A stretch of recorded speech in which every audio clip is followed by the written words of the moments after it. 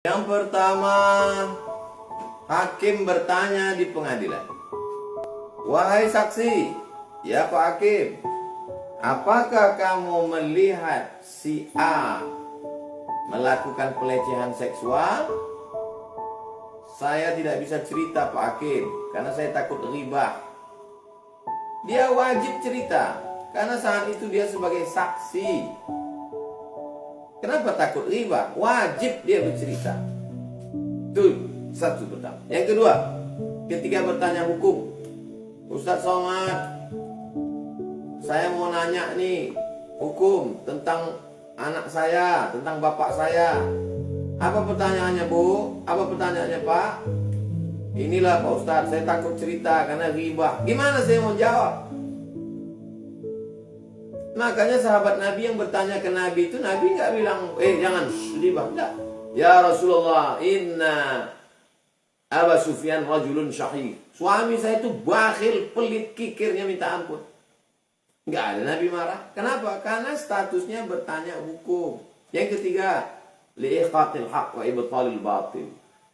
Untuk menunjukkan ini benar dan ini salah. Kamu nanti kalau datang si A minjam uang, jangan kasih. Saya sudah jadi korban. Itu tidak riba. Itu untuk menyelamatkan orang. Tapi yang namanya menyelamatkan orang itu sekali, jangan diulang-ulang. Orang yang sama diulang-ulang itu namanya hobi. Kalau menyelamatkan orang sekali aja. Kau jangan minjam uang. Jangan mau kalau dipinjamin si Anu. Aku sudah kena korbannya. Cukup, dia sudah tahu, selesai. Dan orang pasti ingat. Nah, ini tentang masalah apakah dia disebut riba atau tidak. Sebagai saksi di pengadilan, sebagai bertanya tentang fatwa, sebagai bukti untuk membatilkan orang yang batil, membenarkan orang yang benar. Karena kalau tidak nanti banyak korban-korban kebatilan orang yang jahat. Diam.